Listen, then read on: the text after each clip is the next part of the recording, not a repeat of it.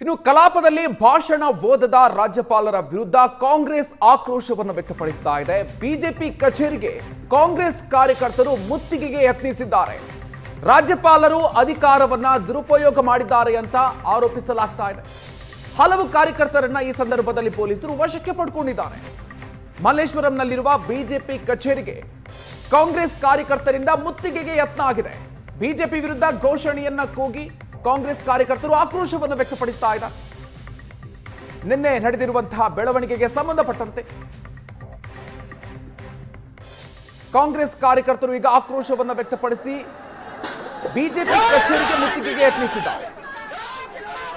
ಕಲಾಪದಲ್ಲಿ ರಾಜ್ಯಪಾಲರು ಭಾಷಣವನ್ನ ಪೂರ್ತಿಯಾಗಿ ಓದಿಲ್ಲ ಅಂತ ಹೇಳಿ ಕಾಂಗ್ರೆಸ್ ಕಾರ್ಯಕರ್ತರು ಈಗ ಆಕ್ರೋಶವನ್ನು ವ್ಯಕ್ತಪಡಿಸ್ತಾ ಇರೋರು. ನಿನ್ನೆ ಸೆಷನ್ನಲ್ಲಿ ಯಾವ ರೀತಿಯಾಗಿರುವಂತಹ ಹೈಡ್ರಾಮಾ ನಡೀತು ಅನ್ನೋದನ್ನ ನೋಡಿದ್ವಿ. ಅದರ ಭಾಗವಾಗಿ ಈಗ ಕಾಂಗ್ರೆಸ್ನ ಕಾರ್ಯಕರ್ತರು ಪ್ರತಿಭಟನೆಯನ್ನ ನಡೆಸ್ತಾ ಇದ್ದಾರೆ. ಜೊತೆಗೆ ಬಿಜೆಪಿ ಕಚೇರಿಗೆ ಮುತ್ತಿಗೆ ಹಾಕುವಂತ ಯತ್ನವನ್ನ ಮಾಡಿದ್ದಾರೆ.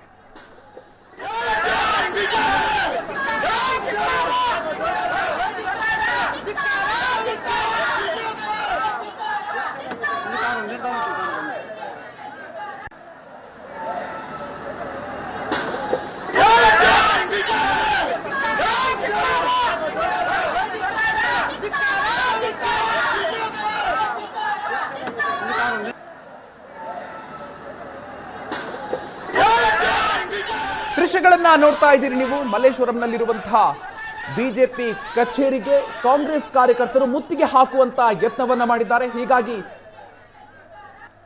ಸಾಕಷ್ಟು ಸಂಖ್ಯೆಯಲ್ಲಿ ಬಂದಿದ್ದಂತಹ ಕಾರ್ಯಕರ್ತರನ್ನ ಈಗ ವಶಕ್ಕೆ ಪಡ್ಕೊಂಡಿದ್ದಾರೆ ಪೊಲೀಸರು. ಆ ದೃಶ್ಯಗಳನ್ನ ನೀವು ನೋಡ್ತಾ ಇದ್ದೀರಿ. ರಾಜ್ಯಪಾಲರ ವಿರುದ್ಧ ಹಾಗೂ ಬಿಜೆಪಿ ನಾಯಕರ ವಿರುದ್ಧ ಆಕ್ರೋಶವನ್ನು ವ್ಯಕ್ತಪಡಿಸಿ ಪ್ರತಿಭಟನೆಯನ್ನ ನಡೆಸಿದ್ರು. ಬಿಜೆಪಿ ಕಚೇರಿಗೆ ಮುತ್ತಿಗೆ ಹಾಕುವಂತ ಯತ್ನವನ್ನ ನಡೆಸಿದ್ದಾರೆ.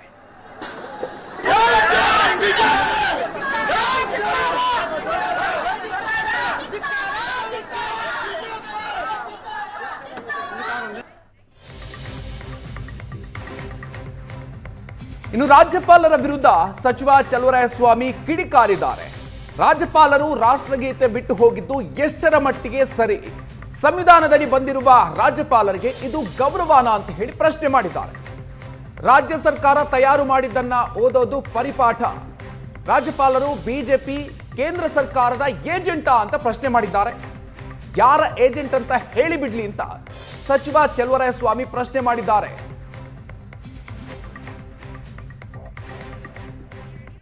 ರಾಜ್ಯಪಾಲರು ತಡೆಯೋದಕ್ಕಿಂತ ಮೊದಲು ಒಂದು ನ್ಯಾಷನಲ್ ಆಂಥಮ್ನ ಬಿಟ್ಟು ಹೋದ್ರಲ್ಲ, ಕಾನ್ಸ್ಟಿಟ್ಯೂಷನಲ್ಲಿ ಎಷ್ಟರ ಮಟ್ಟಿಗೆ ಅವ್ರಿಗೆ ಅದು ಒಬ್ಬ ಕಾನ್ಸ್ಟಿಟ್ಯೂಷನ್ ಅಡಿನಲ್ಲಿ ಬಂದಿರತಕ್ಕಂಥ ರಾಜ್ಯಪಾಲರಿಗೆ ಗೌರವ, ಅದು ಭಾಳ ಮುಖ್ಯ ಅಲ್ಲ.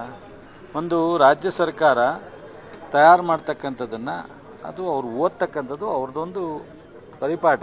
ಕಾನ್ಸ್ಟಿಟ್ಯೂಷನಲ್ಲಿ ಮೊದಲಿಂದನೂ ಅದು ಎಲ್ಲ ರಾಜ್ಯದಲ್ಲೂ ಎಲ್ಲ ರಾಜ್ಯಪಾಲರು ಓದಬೇಕು. ಯಾರೇ ಹಿಂದೆ ಮಾಡಿದ್ರು ತಪ್ಪೆ, ಮುಂದೆ ಮಾಡಿದ್ರು ತಪ್ಪೆ, ಇವತ್ತು ಮಾಡಿದ್ರು ತಪ್ಪೆ. ಅವತ್ತಿನ ಆ ಸರ್ಕಾರ ಅವರ ರಾಜ್ಯದ ಬದ್ಧತೆಯನ್ನು ಕೊಡ್ತಾರೆ ಅವ್ರ ಕೈಲಿ. ಅವರು ಓದೋದು ಅಷ್ಟೇನೆ, ಅವರೇನು ಇಂಪ್ಲಿಮೆಂಟ್ ಮಾಡ್ತಕ್ಕಂಥದ್ದಲ್ಲ. ಕೇಂದ್ರ ಸರ್ಕಾರದ ಜವಾಬ್ದಾರಿ ಕೇಂದ್ರ ಸರ್ಕಾರ. ಈ ಕೇಂದ್ರ ಸರ್ಕಾರ ಏನು ಕೊಡ್ತಾರೆ ಅದನ್ನು ರಾಷ್ಟ್ರಪತಿಯವರು ಸ್ಪೀಚ್ ಮಾಡಲ್ವಾ? ಅದೇ ರೀತಿ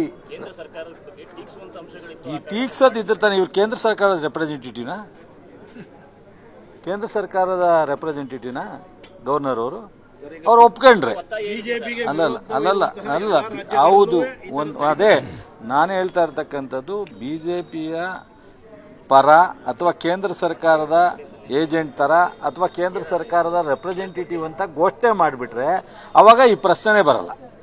ನೆನ್ನೆ ಯಾರೋ ಹೇಳಿದ್ದಾರೆ, ಕುಮಾರಸ್ವಾಮಿನೇ ಹೇಳಿದ್ದಾರೆ. ಇದ್ಯಾವುದೋ ಒಂದು ಟಿವಿ ಇದರಲ್ಲಿ ನೋಡಿದೆ ಇವತ್ತು ನಾನು. ಕೇಂದ್ರ ಯಾರೋ ಇನ್ನೊಬ್ಬರ ಅವರು ಮುಖ್ಯಮಂತ್ರಿ ಆಗಿದ್ದಾಗಲೋ ಯಾವಾಗಲೋ ಮಾಡಿದಾಗ ಇದು ಕೇಂದ್ರ ಸರ್ಕಾರದ ಏಜೆಂಟ್ ತರ ವರ್ತಿಸಿದ್ದಾರೆ ಅಂತ ಹೇಳಿ ಕುಮಾರಸ್ವಾಮಿಯವರೇ ಒಂದು ಹೇಳಿಕೆ ಕೊಟ್ಟಿರ್ತ ನೋಡಿದೆ ನಾನು ಇವತ್ತು ಬತ್ತ ಫೇಸ್ಬುಕ್ಕಲ್ಲಿ. ಇವತ್ತು ತಮಿಳುನಾಡಿನಲ್ಲೂ ಕೇರಳದಲ್ಲೂ ಆಗಿರ್ತಕ್ಕಂಥದ್ದಿದೆ. ಟೋಟಲಿ ರಾಜ್ಯದ ಪ್ರಜಾಪ್ರಭುತ್ವ, ರಾಜ್ಯದ ಡೆಮಾಕ್ರಸಿಗೆ ಹಾಳಾಗ್ತಾ ಇದೆ. ಮೋದಿಯವರು, ಅಮಿತ್ ಶಾ ಅವರು ಇಂಥ ಕೆಲಸಕ್ಕೆ ಮುಂದಾಗಬಾರ್ದು. ಸೊ ರಾಜ್ಯಪಾಲರಿಗೆ ಈ ಥರ ಡೈರೆಕ್ಷನ್ ಹೋಗಬಾರ್ದು ಕೇಂದ್ರದಿಂದ.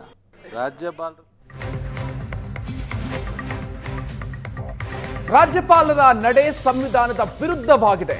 ಸ್ವಾತಂತ್ರ್ಯ ಭಾರತದಲ್ಲಿ ಈ ರೀತಿ ನಡೆದಿರುವುದು ಇದೇ ಮೊದಲು ಅಂತ ಸಿಎಂ ಕಾನೂನು ಸಲಹೆಗಾರ ಎಎಸ್ ಪೊನ್ನಣ್ಣ ಹೇಳಿಕೆಯನ್ನು ಕೊಟ್ಟಿದ್ದಾರೆ. ಗೋ ಬ್ಯಾಕ್ ಗವರ್ನರ್ ಚರ್ಚೆ ಗೊತ್ತಿಲ್ಲ ಅನ್ನೋ ಮಾತನ್ನು ಕೂಡ ಹೇಳಿದ್ರು. ಆಂತರಿಕವಾಗಿ ಏನು ಚರ್ಚೆ ಬರುತ್ತೋ ಗೊತ್ತಿಲ್ಲ ಅನ್ನೋ ವಿಚಾರವನ್ನ ಮುಖ್ಯಮಂತ್ರಿಗಳ ಕಾನೂನು ಸಲಹೆಗಾರ ಪೊನ್ನಣ್ಣ ಹೇಳಿಕೆ ಕೊಟ್ಟಿದ್ದಾರೆ.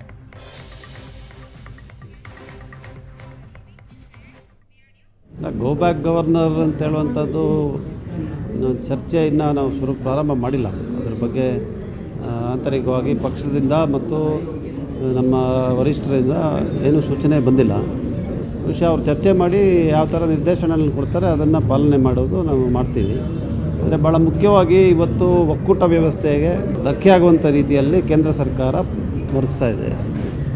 ಅದು ಆರ್ಥಿಕವಾದಂಥ ಹೊರೆಯನ್ನು ಇರೋದ್ರಿಂದ ಇರ್ಬೋದು, ಇಲ್ಲ ನಮಗೆ ಬರಬೇಕಾಗಿರುವಂಥ ಹಣಕಾಸಿನ ವ್ಯವಸ್ಥೆ ಇರ್ಬೋದು, ಮತ್ತು ತಾವು ನೇಮಕ ಮಾಡಿರುವಂಥ ರಾಜ್ಯಪಾಲರ ಮೂಲಕ ಸರ್ಕಾರಗಳಿಗೆ ತೊಂದರೆ ಕೊಡುವಂಥದ್ದಾಗ್ಬೋದು. ಇದೆಲ್ಲವೂ ನಮ್ಮ ಒಕ್ಕೂಟ ವ್ಯವಸ್ಥೆಯ ವಿರುದ್ಧವಾಗಿರುತ್ತದೆ, ಸಂವಿಧಾನದ ವಿರುದ್ಧವಾಗಿರ್ತದೆ. ನಿನ್ನೆ ಮಾನ್ಯ ರಾಜ್ಯಪಾಲರ ನಡೆ ಕೂಡ ಅಸಂವಿಧಾನಿಕವಾದದ್ದು, ಸಂಪೂರ್ಣವಾಗಿ ಕಾನೂನು ಬಾಹಿರವಾದದ್ದು. ಅದೇ ರಾಜ್ಯಪಾಲರು ಬಂದಿದ್ದಾರೆ, ಸದನದಲ್ಲಿ ತಮ್ಮ ಭಾಷಣವನ್ನು 2 ನಿಮಿಷದಲ್ಲಿ ಮುಗಿಸಿ ಹೋಗಿದ್ದಾರೆ.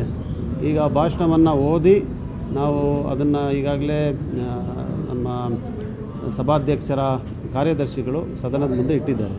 ಅದರಿಂದ ಇದು ಸದನದಲ್ಲಿ ಆಗಿರುವಂಥ ಪ್ರಕ್ರಿಯೆ ಆಗಿರೋದ್ರಿಂದ ನ್ಯಾಯಾಲಯಕ್ಕೆ ಹೋಗುವಂಥದ್ದು ಪ್ರಶ್ನೆ ಈಗ ಉದ್ಭವ ಆಗಲ್ಲ ಅಂತ ನನ್ನ ಅನಿಸಿಕೆ. ಆದರೂ ಕೂಡ ಸರ್ಕಾರದಲ್ಲಿ ಸಂಪುಟ ಸಭೆಯಲ್ಲಿ ಏನು ನಿರ್ಧಾರಗಳು ತಗೊಳ್ತಾರೆ ಅದನ್ನು ಕಾದು ನೋಡಬೇಕು. Go back